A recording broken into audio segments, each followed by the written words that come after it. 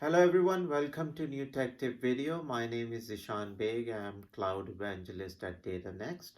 In my last video, I went through how to design and what services to use on AWS when you're designing three-tier application.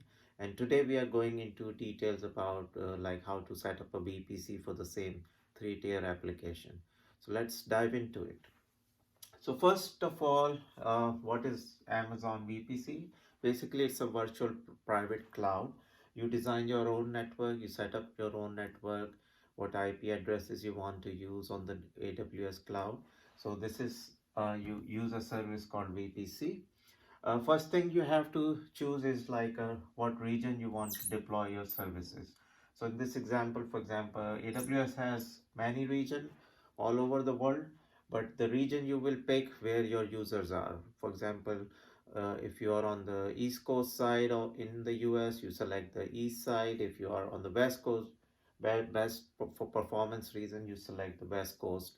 If your users in Europe, then select the region European region or Asia region or something. So the first thing you have to pick is the region. Second thing, when you set up a VPC, you have to define the IP address range, that how many IP addresses that VPC would support. So you define basically the IP address range, which is in this example like 10.0.0.0/16. So there is a very huge IP address range, and you can actually split your services into, deploy a lot of services into this range. But I mean, you can pick any CIDR value here. Like you can start with 192 or you can start with 178. In this example, I'm starting with 10.0. So the next thing is for high availability, you have to decide, okay, how many availability zones you want to deploy your services. The most common is two availability zone. Availability zone is basically within that region, like a collection of data centers that will be hosting your services. So for example, if it's on the East Coast side, they might have some data centers, three or four data centers working together. And so in this example, we have availability zone A and availability zone B. The reason to pick multiple availability zones, so for example, if this side goes down, you can still have like a redundant services running on the other side of the network.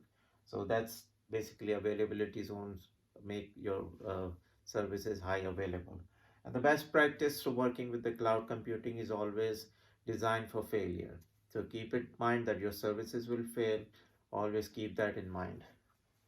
So in this example, uh, I'm actually splitting these into two availability zone. I'm using two availability zones, but these services will be running redundant. Um, then I have like two different subnets. So first subnet is basically, it's a public subnet where internet is accessible, and the other subnet I'm splitting is a called private subnet. And the way you basically you have the VPC IP address, you can actually split that into further. So for example, your VPC IP address is 10.0.0.0/16. When you split into a subnets, then you have to uh, define a range within that VPC IP address. So for example, my first public subnet is like 10.0.1.0/24. That would give me, I think, 256 IP addresses, something in that range. Another in different availability zone, I'm defining like 10.0.2.0.24. So the thing is, like, these IP addresses should not overlap with each other when you're defining subnets.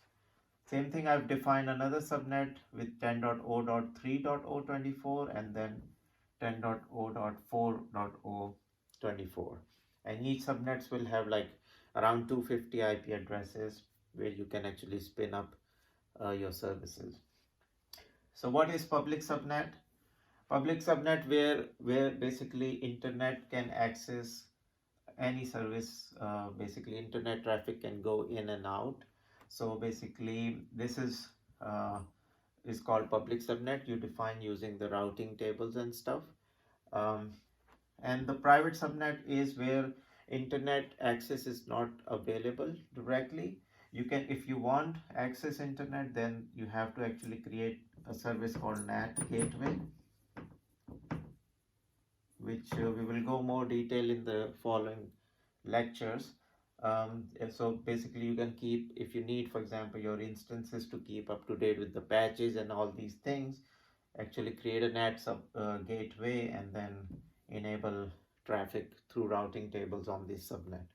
So what we will run on the public subnet? Usually we have like a load balancer service where you have your um, public traffic will be coming. So how the user will hit the load balancer, basically you have to put a DNS service such as like Route 53. So for example, if somebody visit myapp.com in my previous example, DNS service will redirect to basically load balancer service, and then load balancer will decide, okay, where to redirect traffic to EC2 instances. And in private subnet, I'm also running a service called RDS, which is like a relational database services. So for example, your MySQL, Postgres, or Aurora databases would be running here.